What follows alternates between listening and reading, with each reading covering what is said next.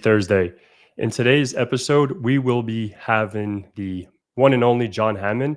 But before we get into that, I want to say Happy New Year. Hopefully, everyone's 2024 is going well. And yeah, that's about it. And let's bring him in and see what's popping on his end. What's up, John? Hey there, Pat. How are you? Super good to be here with you. Thanks so much for letting me join the party.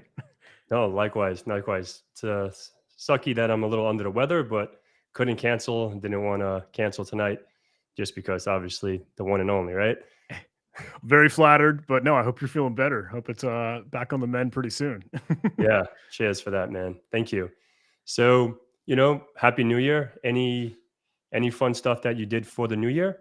Oh, thanks so much. Yeah, happy New Year. Feels kind of crazy, 2024, but no, we spent Christmas with my girlfriend's family over on the East Coast, and then flew back here for the West Coast for the New Year celebration. But we went to go see a concert. I don't know if you know the Midnight, but they're this Mhm. really nice, like synthwave kind of jazz little rock group. And they had a New Year's show to bring in the new year, and it was an absolute blast. It was a ton of fun. So, how about you? Awesome. Any fun celebration there?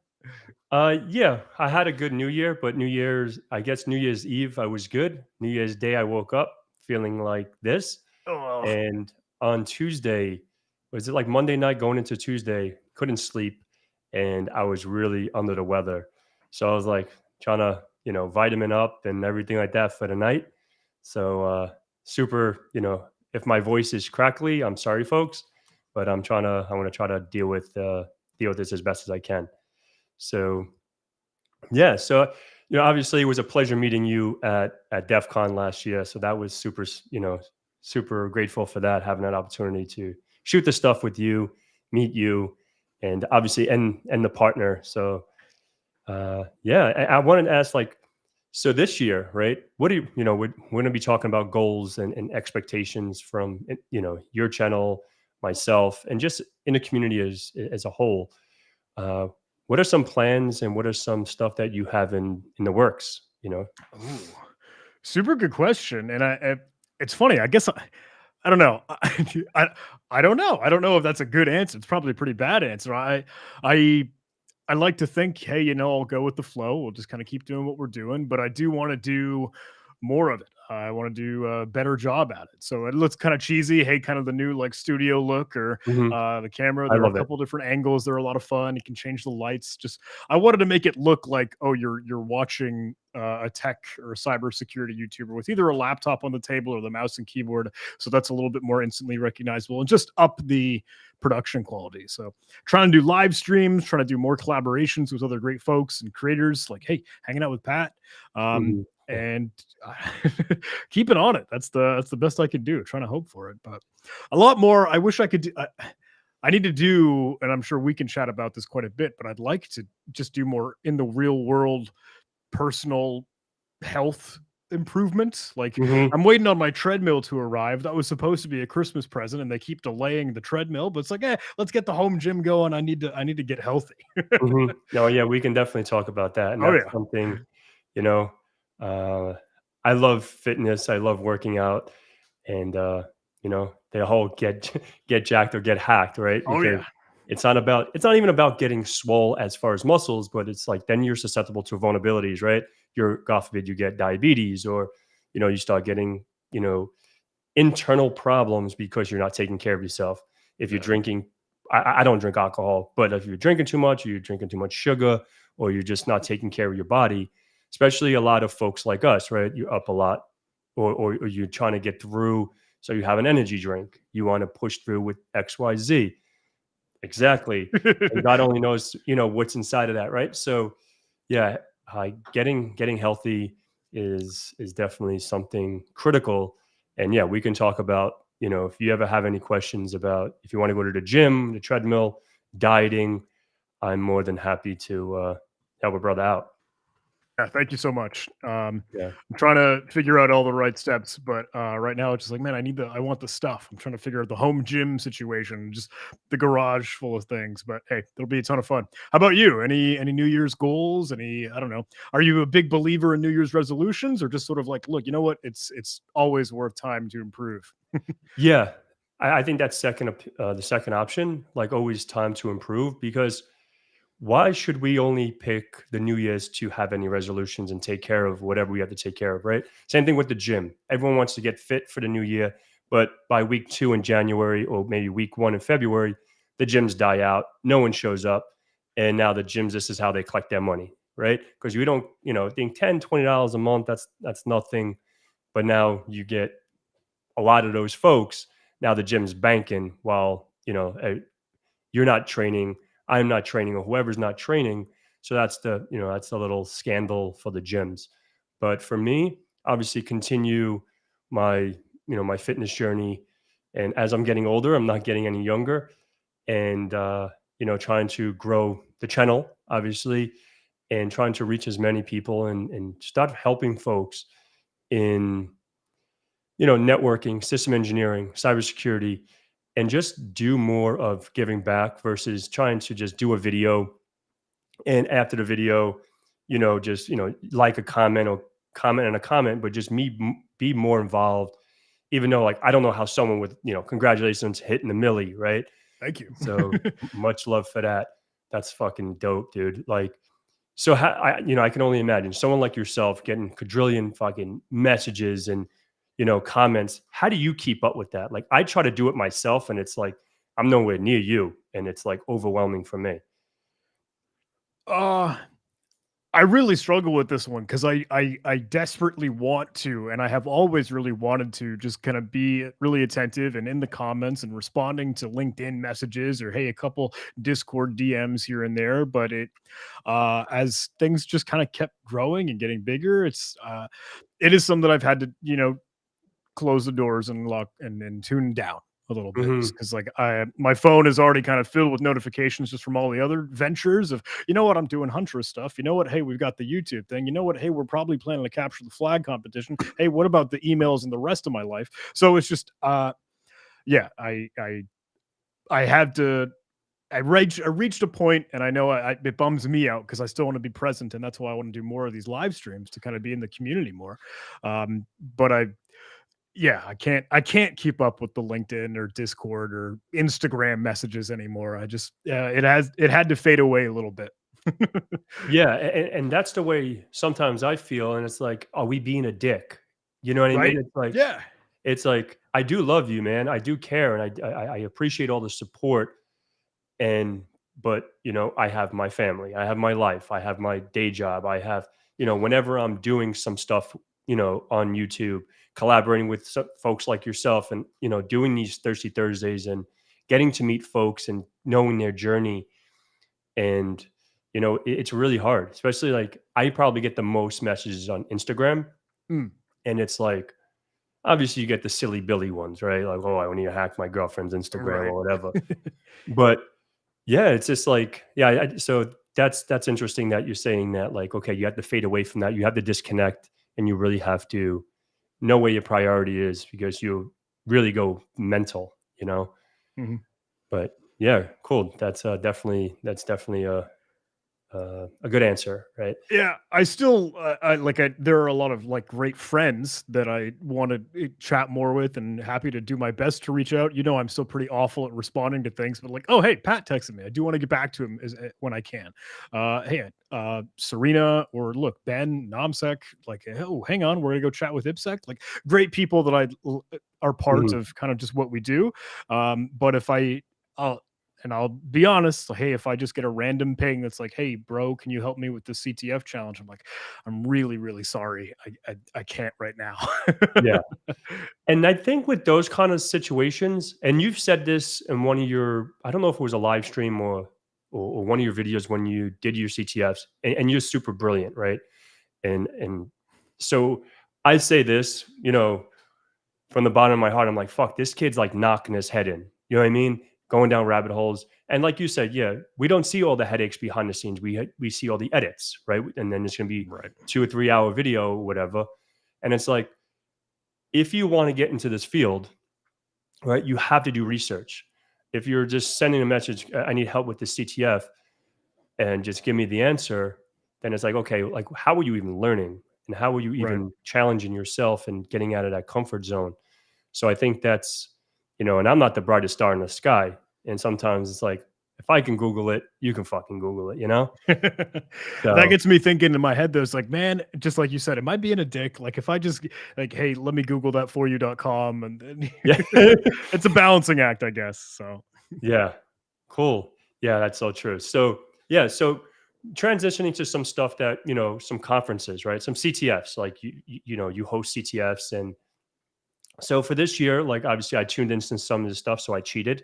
I got some stuff some information that you conveyed via your live stream. But any, this year, any fun conferences that you're approaching? Maybe the next, now it's next 3-4 months. Then we'll get into the summer and then the end of the year.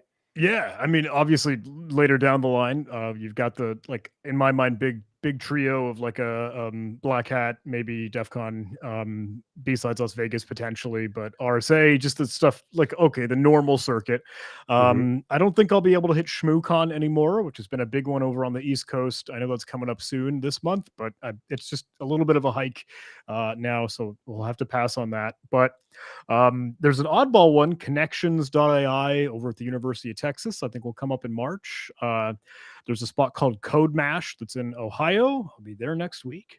Yeah, it kind of comes with the ebb and flow again. Hmm. I'm doing a bad job of like keeping track and tallying. Okay, what is on the horizon? What is on the calendar? It's just sort of a tunnel vision. I just got to go Hmm. day by day, week by week. Yeah. So do you? I think you said something about Hacker DEF CON or Hacker Hack Space Con. Space Con? Yeah, I Yeah, think in so. Orlando. Yeah, yeah. I haven't been previously, but everyone that I've ever talked to, I don't know if you attended, but has said No, I it's haven't. phenomenal. They said it was great. It was fantastic.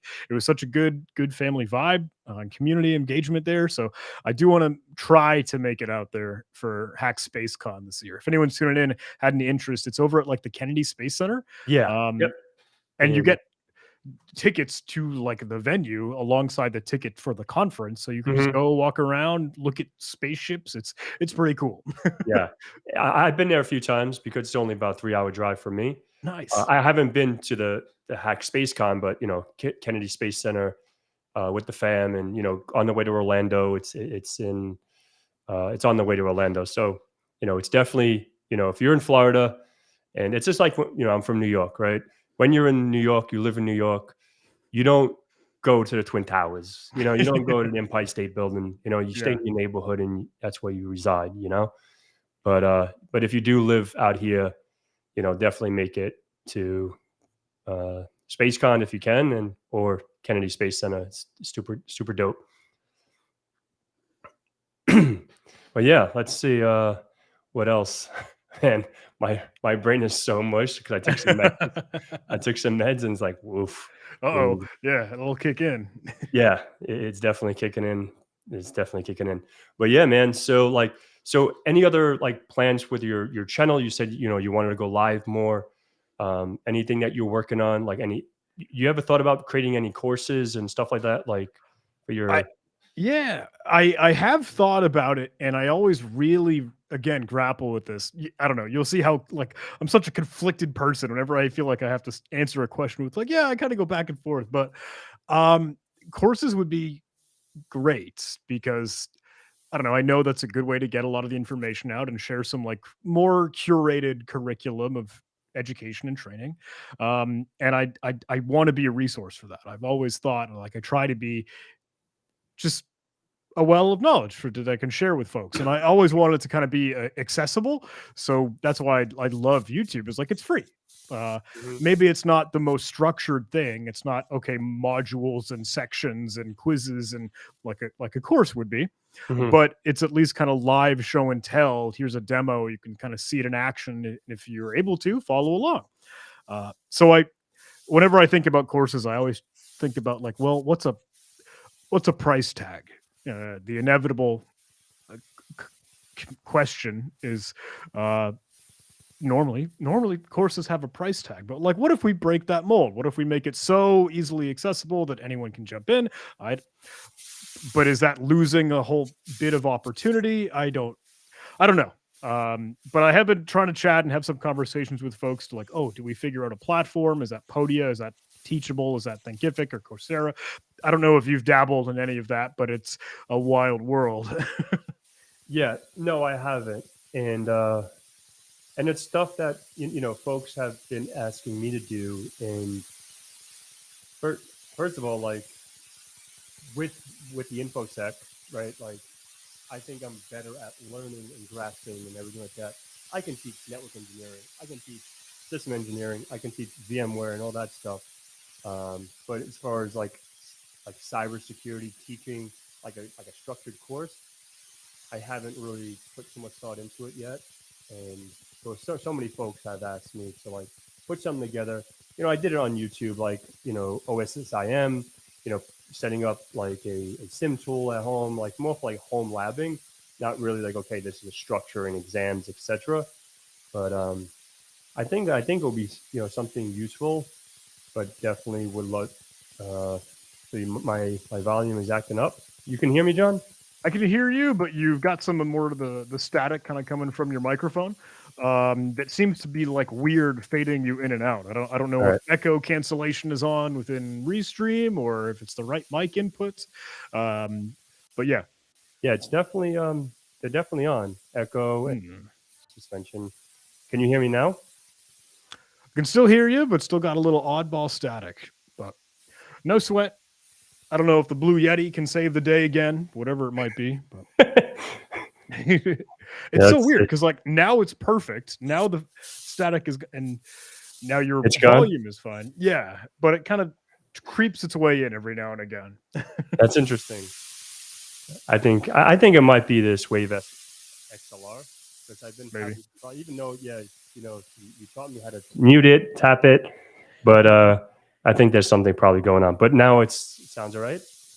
It's kind of still going in and out, but we can make do unless you want to pull out the Blue Yeti. Whatever is comfortable here. Yeah, give me 1 sec. Let me do that. Sure thing. Let me pull this out. And I will entertain chat. Hello, everyone.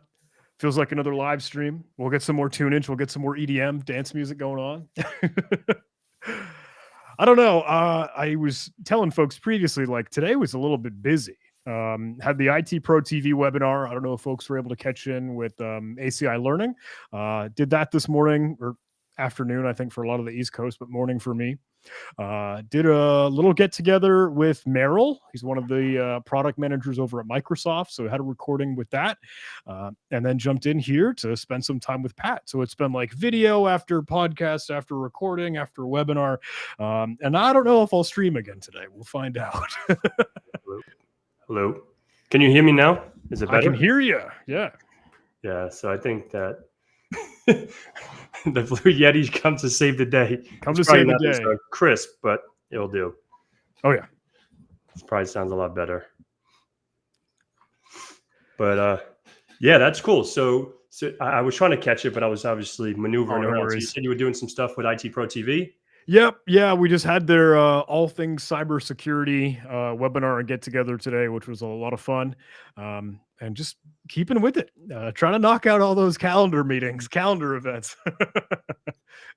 Yeah. Do you think it like it's better for you to be on the West Coast and talk to folks on the East Coast, or do you think like is it like complicated? Because right now, obviously it's like 4 o'clock for you, right? 4:20. Um, like is a lot of your like your clients and work on the East Coast? Yeah, it's super interesting because a lot of Huntress being remote, my day job, and hey, just anyone all over the world. We've got some analysts in the United Kingdom, analysts in the Australia, and of course, a center of folks in the United States. When I was East Coast, the times of things just kind of made sense because that was the Mhm. norm. They had a headquarters office over in Maryland, and meetings were. Yeah, okay, maybe 11 o'clock or so. But now that means over West Coast, it's 8 o'clock in the morning, which might be a little bit early for some folks. And me being a stupid night owl, that is a little bit early for me. Um, so if I stay up late or what I think is late on my side, that means I'll have to just get up even earlier, is which is fine. But that also has an interesting little blessing because at 1 o'clock my time, everyone else is like offline. Everyone else is done for work for the day. So like, this is amazing. I can actually focus. Yeah. So I do Yeah. like it with, yeah. Yeah, I guess that makes sense, and I think I would like that too, because years ago when I worked for a company that was out in uh, California, Mm, it was good for me because our like we daily meeting would be at 11 o'clock my time because it's 8 o'clock over there, and it's like, oh, that's not bad. I like this, and then once it's 5 o'clock my time, I'm done, and they're still, I'm still 8 to 5, but it's like the first 3 hours in the morning, I get my stuff done, and then we get that last couple hours to ourselves. So that's definitely helpful, especially when you're trying to get stuff done and not get bothered. So obviously, I wanted to ask, like, for your day job, right? I remember when you failed the hack the box pen tester specialist, right? yeah. And because maybe people, and I think I know, I have an idea of more of what you do and what your background is from doing my due diligence. But you said you don't consider yourself like a pen tester. Is that right? Yeah. So I got to be honest. And I think I've said, like, look, I show a whole lot of either ethical hacking or like offensive security, maybe Mhm. tricks or exploiting vulnerabilities or trying to see what tradecraft, you know, either pen testers or red teamers or even threat actors and cyber criminals do. But look, I've never been a pen tester for my job, for an occupation. I jumped from like a teacher role to what was supposed to hopefully be more of a red team operator, but that had a lot of tape because of government bureaucratic slow moving things. So we just sort of sat in our thumbs. And then I bounced over to Huntress, which is really more defense and blue team oriented. So it's weird because look, I try to showcase and offer so much of, yeah, that offensive and pen tester and adversarial mindset. Mhm. That is to hopefully make the defense better. But yeah, I don't, it always feels like, oh man, I'm a fraud because I'm not a pen tester.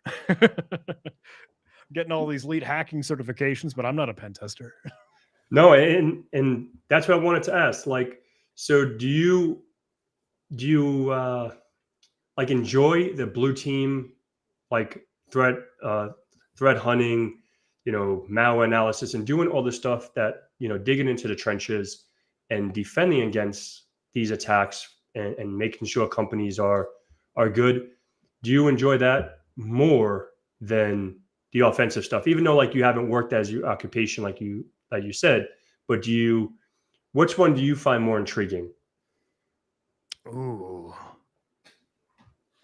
holy cow! Good question. Because I, the pen testing and red teaming and ethical hacking stuff is interesting and intriguing, and I like that. Um, it's sexy, it's cool, right? Mhm. But a lot of the blue team in defense, I feel a lot more meaning and like fulfillment Mhm. and like a certain amount of, oh, I'm making a difference because I'm improving and trying to help other people. Like if they get hacked, well, that's a shit day.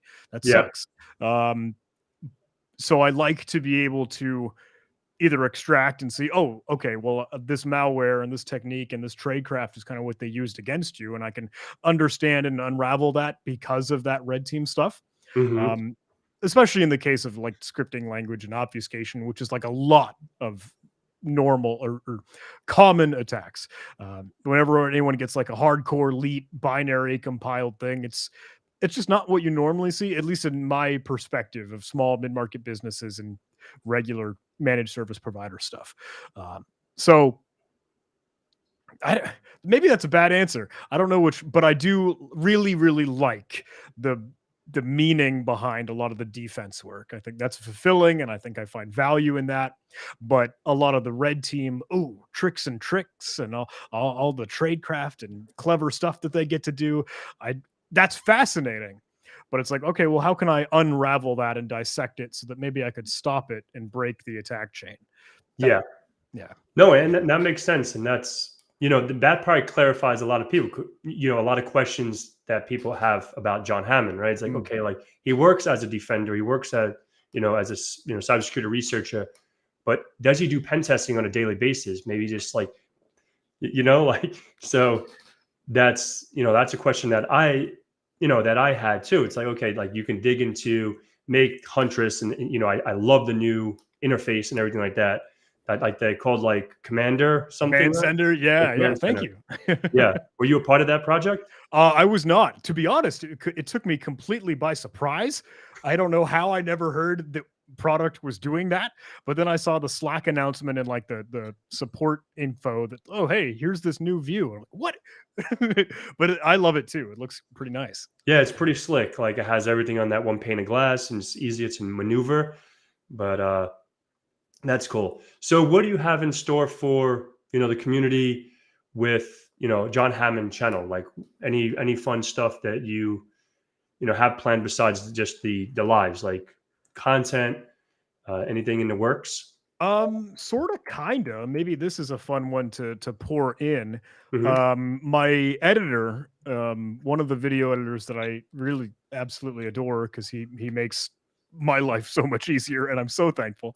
But the thing is, he's a genius. He's a wizard. He knows Rust programming language and can rip up C code and can gig into Ghidra and IDA and do a lot of that elite reverse engineering that I don't have the patience for.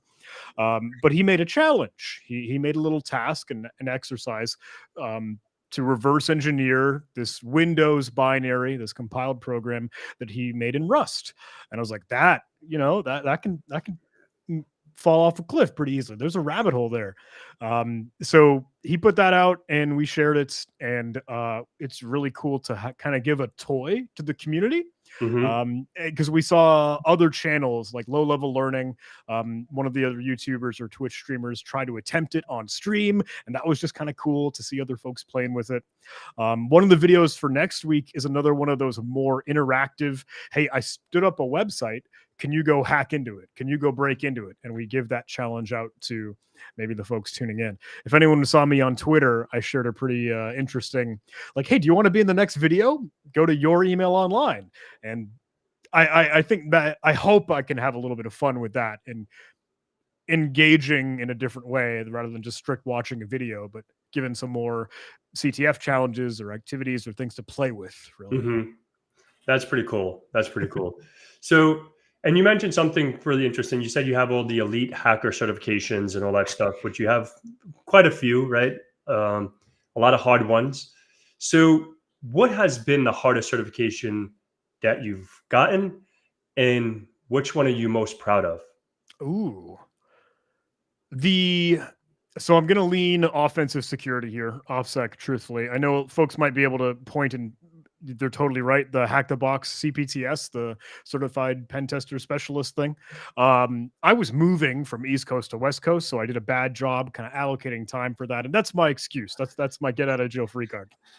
um, but offensive security and their web exploitation training and certification and exam, OSWE, if folks are familiar with OSCP, like the Offensive Security Certified Penetration Tester, that one, OSCP is kind of what you would traditionally associate with offensive security. But if you aren't familiar, there's OSWE, which is getting into a lot of web exploits and attacks and style SQL injection stuff, local file inclusion, yada, yada, yada.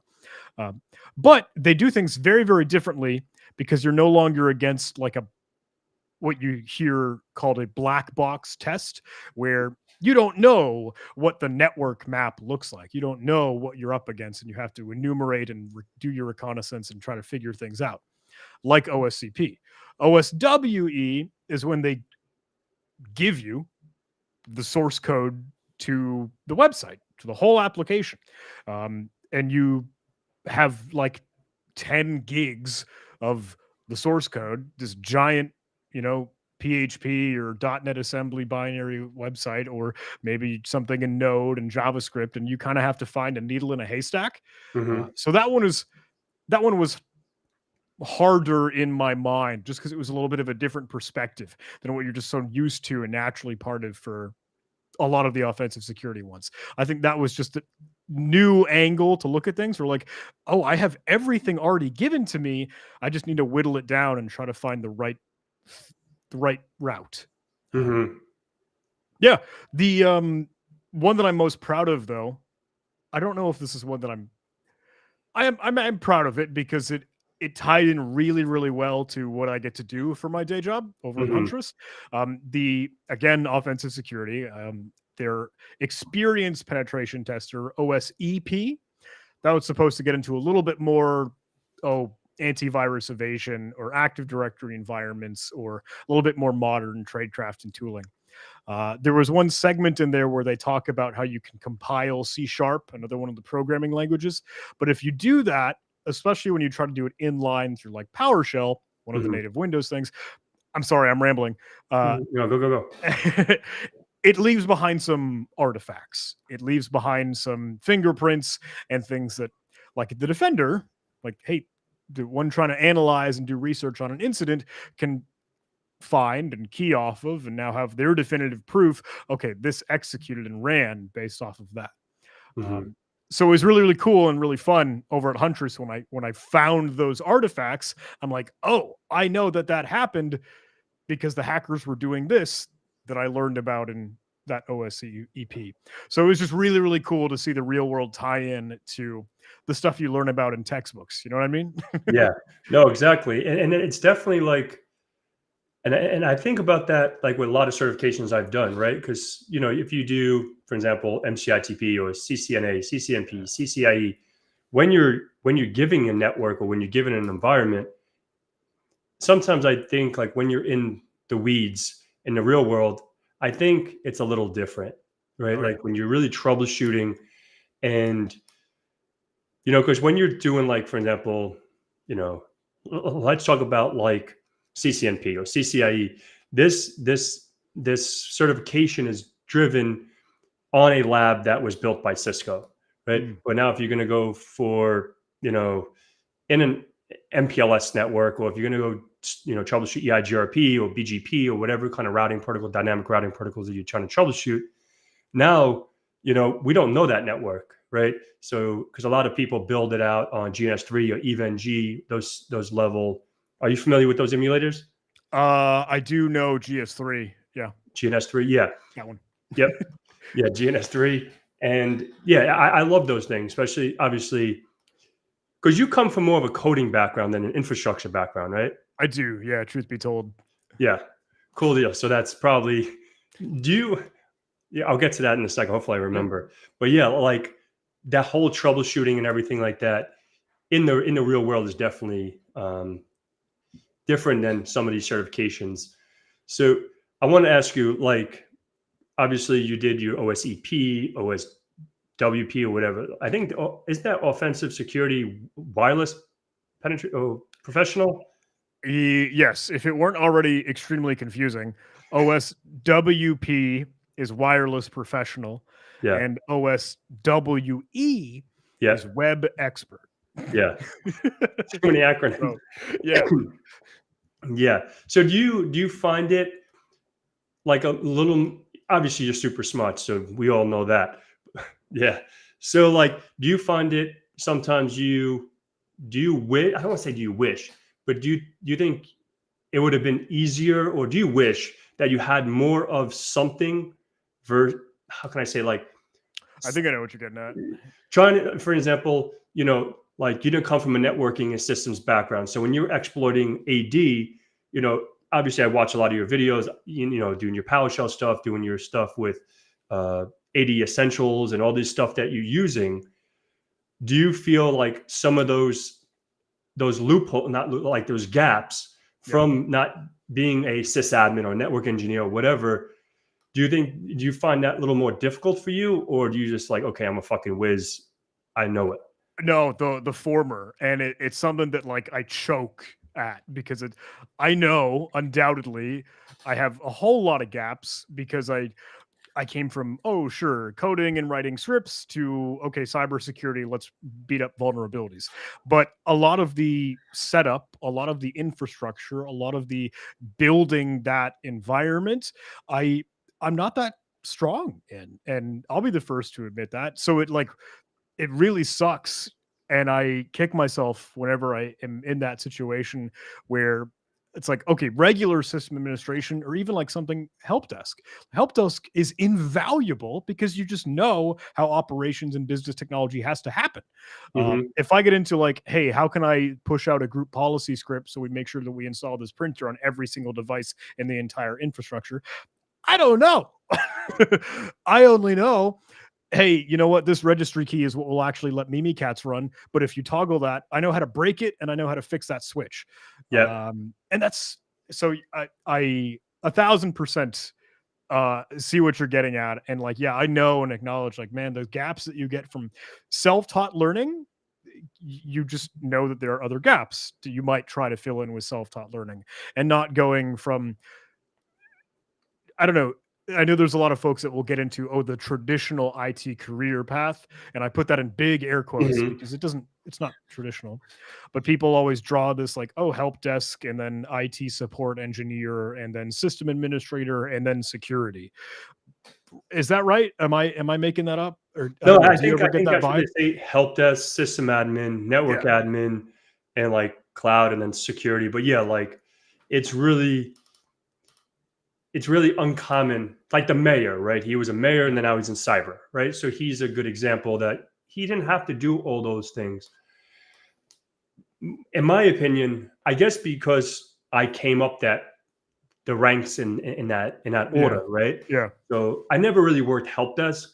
I did it for like a week, and being from where I'm from, we don't put up with shit.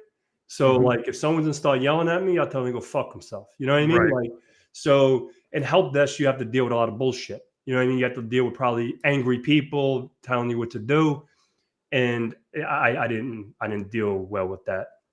So obviously, like, I was more like a field engineer, right? Like, they stuck me, okay, instead of going on the phones, we'll, stick a server in your car, a router, a switch, and then go to the sites and install and stuff like that. So that's really what I did for many, many years until I accidentally, if this day never happened, I wouldn't be here today. I got my PayPal hacked, right? Oh, yeah. So yeah, that's how I got into this world, right? Um, I had, I was selling Jordans. I was selling sneakers on eBay. This was about 11 years ago now. And this is, before it was probably security, but like not everything was going over TLS and all that stuff. Everything was a lot of, you know, HTTP servers and everything like that. So I fell for the Nigerian prince fucking Mm. scam, and I got my PayPal hat. It was like $900. It wasn't a lot of money, but then I was studying, uh, you know, regular IT systems in college, and then I was like, okay, like, I don't know how that happened, but that intrigued me. So Yeah. that's how I, wiggled my way into this world. Obviously, like, they were trying to push me more to like development, computer science, getting to like the world that you were in, right?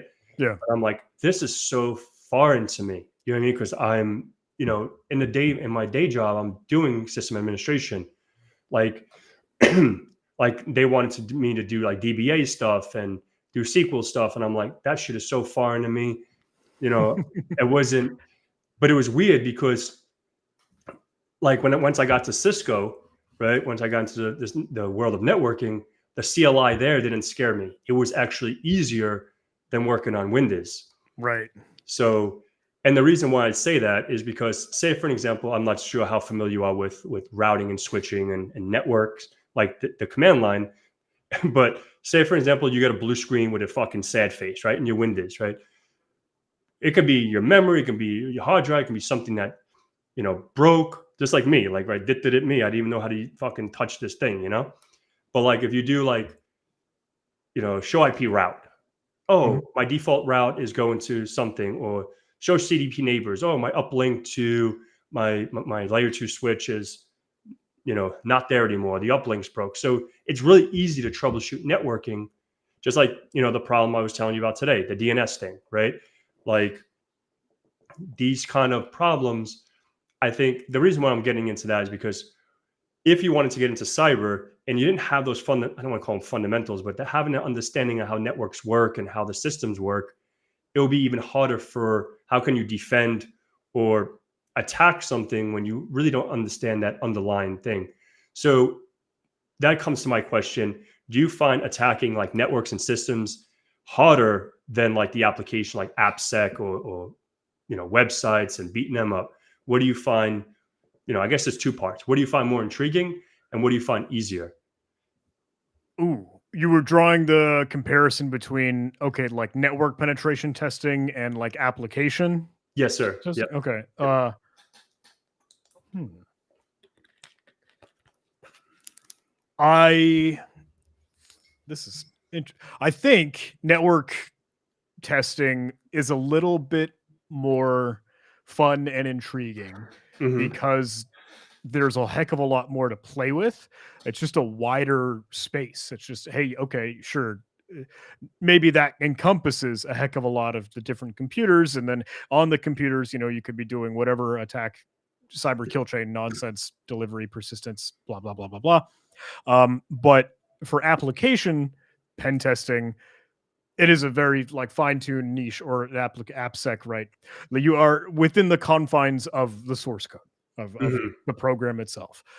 Maybe you could end up then leveraging that. Okay, cool. You find some vulnerability, you can exploit it, you can drop files, and now you stage those files to do other lateral movement into the network, and you just go back out to network stuff into the environment. So I think I would almost, yeah, I like maybe that bigger picture assessment, just because of the scale of things that could be affected or Hmm. processed there. I don't know, harder that. I would almost think that that network side is harder because again, that's bigger playground.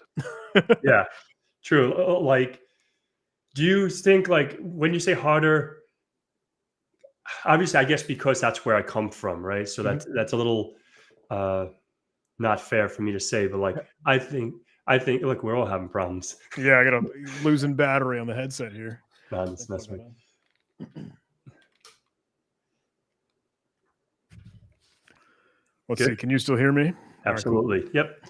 But yeah, that's definitely interesting. And because I get that question, right? Like I'm starting out and I want to be a pen tester. Uh, where do I go? I'm like, I can only give you what I know, right? I'm not Mhm. an application guy. You can give me a source code that looks so jacked up.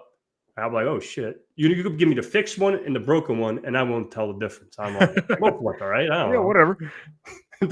they load the page, I'm good to go. It runs, yeah. Exactly. But so I want to ask you about because obviously if you guys know, like maybe I'm not going to divulge too much about Zero Day or Ryan, Mhm. but he's a buddy of mine, and I know him as well. So you and Ryan were with the scam of payback right last year. What was that experience like, and what how did you feel doing those things? Because I've been watching that dude, not Ryan, but like the scam of payback guy for Yeah. years. Because I'm like, oh shit, this is like intriguing how he does that and the whole any desk and he makes them angry. And I'm like, I can so do that. You know what I mean? I fucking drive those fucking people bananas. But what was your job there? And like, I think I know, but like, what were you doing then? And how was that experience? Yeah. So for some other background info, Scammer Payback is a YouTube channel and also a Twitch streamer, and just try to be a personality on the interwebs. Doing his kind of nickname is Pierogi, and you see him Or- with blue hair all the time, so he's kind of a known name and image. But he's big into scam baiting, and that is the activity for kind of going back against and a little good versus evil of scammers. Hey, whatever individuals with ill intent try to call up innocent victims or unknowing people or elderly, hey, grandmother, grandfather, to try to get them to unknowingly send them money or PayPal or access to their bank or their credit card or whatever. Scammers, I'm sure you know. Scam baiting is that kind of mission to waste their time, to purposefully call them and to then make sure they're not beating up and attacking and going after a real victim, scamming them. But okay, they're playing a game. They're a little bit of mousetrap because the scam baiter will waste their time. But they can take it a little bit further when they do some clever tricks to not just allow the scammer access to their computer, but for them to get access to the scammer's computer. And that is a certain line, right? And some folks might have their eyebrows raised over that, but I think it is for the greater good, and that Mhm. is still the mission there. So, Pierogi organizes this big event called the People's Call Center. It's Mhm. become kind of an annual get together where they bring in a lot of the scam baiters in that community and that scene, and a couple, maybe some hackers. They wanted to get myself and Ryan Montgomery or Zero Day in the mix. Um, and it was an absolutely flattering invitation. But it was kind of my foray into, oh wow, this incredible world and a whole nother realm of applying cybersecurity in that mission.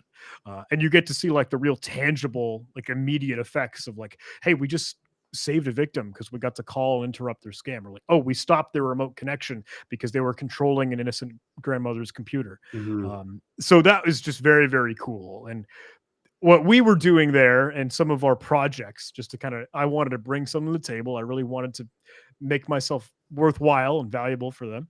Ryan and I had a project to try to uncover the scammer's webcam. Because on like a laptop or a computer that you might be using, you will like sometimes cover the tape or cover the webcam with some black tape or have something in the way so no one can see your face. Mhm. But we thought, okay, we'll make this cheesy little scam, this little ploy, a little trick, where we can make a pop up on their computer screen that says, hey, your webcam is overheating. Your keyboard and mouse input is blocked and disallowed until you open your webcam cover. So the temperature doesn't affect your device.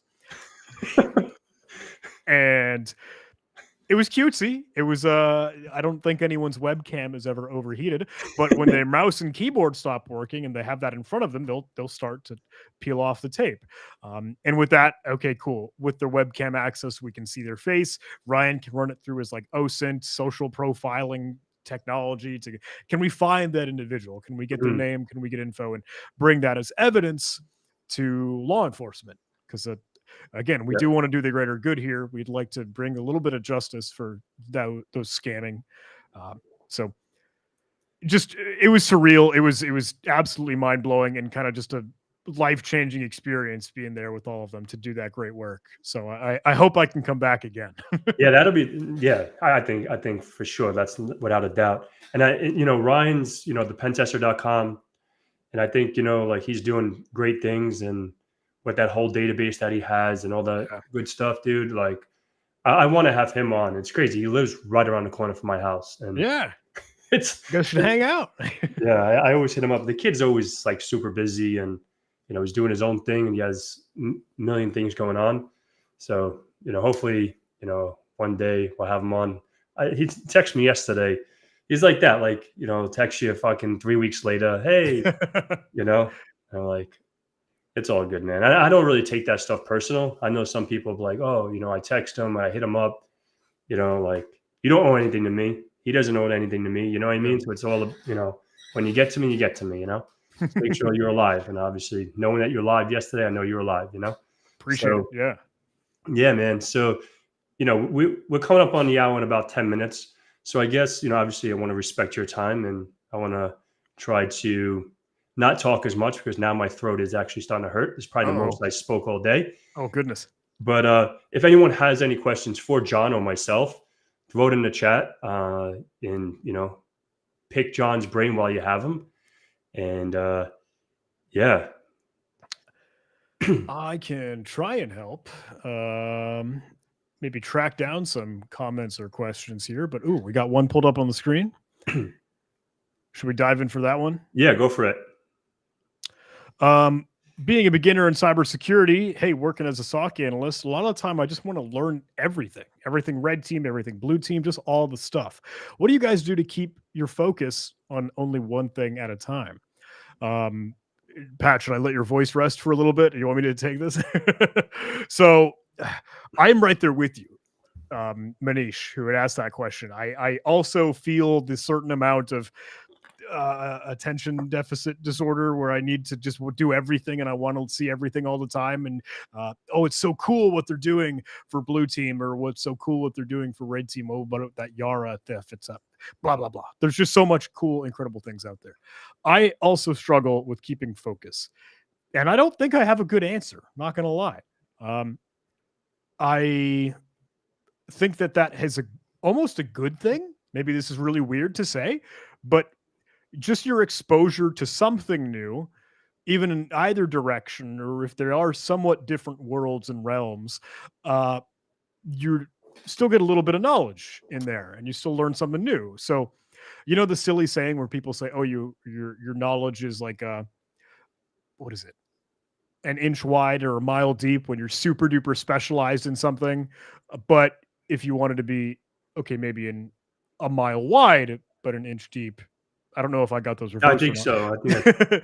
But maybe you can be a generalist. Maybe you can just, hey, a little bit of everything, enough to really, hey, walk the walk or talk the talk when the time comes. If something pops up and you're familiar with that just because you did a little bit of knowledge and research and learning into it. So I think that works. I hope it does. And it's just because you're interested in something and you want to go explore that, go do it because it's fun and you love it. And then you can move on to the next thing. There's nothing wrong with that. You can always go back and find what you like. I think that's good to do too. No, I definitely agree. You know what I mean? Like, I think specializing in something is just going to hurt yourself, right? Yeah. Because I used to always say, oh, like specialize in, whatever, web application stuff, or specialize in, and this is something that I'm taking onto myself, like doing like API hacking and doing some stuff behind the scenes, learning more about things that I'm not really comfortable doing. And as I was telling you off air, as I'm getting older, I'm not getting as hungry, right? And that's the God honest truth. And because life happens, and it's like now that's why I'm like, okay, if you want to call the New Year's resolution, even though you should always have something going, is like, I wanted to get the PMPT, right, from TCM Security, just to brush up on some stuff that I don't do every day. So it's like, okay, now it's like, how am I going to hold myself accountable? I'm like, okay, like, because I know if I fall off the bandwagon, that's it. I'm fucking done. You know what I mean? So it's like now after this, I'll probably watch hockey. You know what I mean? I'm probably not gonna be on my computer, but I'll probably like at least study 30 minutes before bed. You know what I mean? 30, 40 minutes, get on to some Heat's chit chat for his for the course. And because you took that exam, right? Yes, I did take PNPT. And what do you think of it? I liked it. In what direction? What are you asking? Oh, hey, some of the infrastructure or some of the challenges or what to expect, So, I guess? yeah, all right. So I guess so do you think it was harder than the OSCP? In my mind, no. But I will say I think they are testing different things. Um, OSCP is going to throw weird, obscure, esoteric things at you because it wants you to enumerate, just discover, just find things, and then go Google and research and then go learn on the fly how to exploit that, how to use this attack script, may tweak some parameters, make changes, and then go fire the gun. Mm-hmm. I think the PNPT is more like taking advantage of just regular misconfigurations, like whoops, we accidentally left a person's password in their Active Directory object, or whoops, this password is actually universal because there's the same admin password on every computer, and then you can just kind of do what you need to do. Or hang on, whoops, we've got some leftover insecure access on one thing. So it's just a different, I think, test of whether it's your knowledge of or how whether you can learn quick on your feet. Cool. So do you think like the PMPT is more realistic and then like the OSCP is more like CTFE? Uh, yes, I can see that perspective and I agree, maybe to an extent. And I'm bad at this. I'm sorry, my stupid asterisk lawyer speak, right? But I think you're also going to be up against things that you are realistic in OSCP just Mhm. because of the variety of things that it will put in front of you and throw at you. Like every organization or every business is going to be using different software stack. Um, Mhm. sure, Active Directory's in the mix, and that applies both OSCP and PNPT. But PNPT had one instance because everyone kind of makes this analogy and draws the line of, oh, it's very CTF like, and I get bummed about that because I think CTFs can still be very realistic, but it's a little bit of a guess or a little bit of leap of faith or a little bit of a logic jump. Um, there was one in PNPT that I'll never forget. So that's probably it. Yeah. Yeah. No sweat, no hard feelings. Yeah, man. Because it's something, like, there's something I want to accomplish, and doing. I'm nervous just to go say, willy nilly. I remember, and this is probably something I'll start wrapping up. That you reached out to me. Remember for the CEH. Heck yeah. I'm like, this fucking kid is killing it. Like, why did he? So I remember, like, oh, like, what is your take on the CEH? And I think you did it probably for the government. Did you do it like for like to? But why did you take the CEH, if I may ask? There was a job that I wanted to apply to when I was leaving my first position and trying to find a new one. And just for the sake of being able to like start the hiring process of like, all right, well, I need to check the box that I have CEH. So I just went and did it. Yeah. No, and instead. So, what is your take on the CEH? Because I think it's valuable. Like, everyone says it's a trash thing. Like, I don't think, if you're trying to take that and just think you're going to be fucking ninja hacker, no, then you're an idiot, right? But I think, like, it's a good segue into, especially now that they have the master. So it's like, Yeah. same thing. Like, if you, because I just took the network, what is it? Certified network pen tester from the SecOps group. Nice. Yeah, so I just completed that yesterday, and sick as a dog. And I'm like, fuck, I wanted to get this thing, and it was pretty cool, and it made me think outside the box, right? Like, it's not just A, B, C, and D. It's like, okay, like, you have this, go do your recon, do it, right? So I'm like, I wasn't expecting when I hit fucking start exam. I'm like, whoa, what? I thought it Yeah. was gonna be more like this, like the CEHE, you know what I mean? Yeah. Like, more like multiple choice questions. There, I guess it is like you have to answer the question. It's not like like maybe the PMPT, you're doing everything. You have to write your pretty report and then present it to them. And here you have questions to answer, but it's like, okay, you're still going out there to do it. And it's like, if you don't do it, it's like, and if you don't do this on a daily, you forget how to do some recon. You know what I mean? If you're not doing reconnaissance every single day, at least for me, I have my cheat sheet. I have my, my sites and everything like that. But yeah, I think Pen Test Plus was harder. I don't know. I never took the pen. Have you taken the Pen Test Plus? I have not. I'll admit I haven't taken Pentest Plus. So. Gotcha. So yeah, so we're system administration and security. Which other certifications are best? Why will you recommend such programs? All right, so I guess I can answer that, and I'll tag in John. So, what field can you say? So, if you're going to go from the infrastructure side, like the help desk and system administration and security, see, I haven't taken any certifications like from the infrastructure network and stuff in a minute.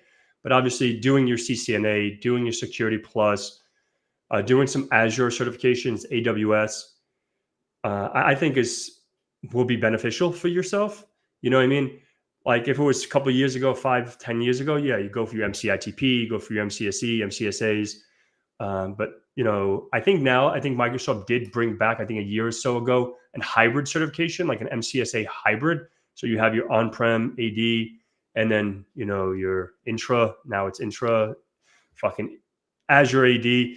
Like, and then you learn how to troubleshoot and configure your hybrid environments.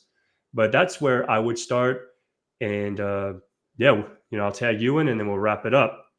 Yeah, I honestly would side with Security Plus. I know you mentioned it. I think that is one that it still makes you well-rounded to know just a little bit of everything. To again, at least kind of have the vernacular, have the lingo, and have the terminology to go tackle maybe something more focused, maybe something more specialized for. Oh yeah, Azure administration or whatever. And knowing that, okay, that's a cloud, that's identity management, that's everything in that ecosystem. But if you are waiting to kind of just tip your toes in the water and get a holistic view, Security Plus is pretty good on that front, in my mind. So Cool. So I guess I have, just another question for you, John. Like, do you have any certifications that you are doing this year or anything on your horizon? You have a lot, but anything that you're working on? Um, truth be told, not yet, not right now. I'd like maybe to get back into CRTO, the Certified Red Team Operator. Again, more of the offensive security while I'm a defender. But I that one's fascinating to me, and I think that would be really cool. I started it and then never finished it, like last year. So it'd be good to get back into that and maybe have some fun with it. Um, but for now, honestly, it's just plugging away, trying to, hey, balance YouTube. Hey, trying to keep rocking Huntress. Hey, maybe host a Capture the Flag here and there. So keep firing on all cylinders, even more the best we can. Yeah, cool deal. So CISSP, do you have CISSP? I do not. I'm not a big CISSP personally. No. Gotcha. Yeah. Because the reason why I brought that up, because I just saw SSCP is definitely a good one. Obviously that's more on this, the practitioner side. Then CISSP is obviously more managerial. Hmm. So, I took my CISSP, SSCP, and yeah, I'll keep it at that. It is what it is. They're very managerial. You're not going to learn how to do all the hack and sack and all the pretty stuff. But yeah, I just want to wrap that up. And obviously, I want to say thank you, John, and Happy New Year. And I know we didn't really get into too many goals. We went into a tangent, and but obviously, we'll definitely have some more time together. I'm sure this year, and we'll link up at some conferences. Keep in touch. Oh yeah. And yeah. So, any last words that you have, and just No, close I it would out. echo the same sentiment. Hey, thank you. Whoops. I think John, I don't know if he lost his internet. We'll give that a minute to see if he comes back. And yeah, hopefully he comes back. But if anything, obviously, I hope everyone enjoyed the show tonight. And, I'll answer this echo cloud certs. There's the AWS certs, the Azure, and all that stuff. But here comes John. He's back. So we'll let him. I don't know what happened. Whatever.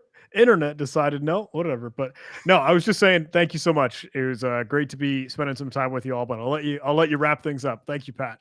Yeah, thank you. Yeah, so for the cloud certifications, like you said, AWS, Azure, it all depends on what cloud provider that you want to get into, and if you're working for an organization, what cloud are they using?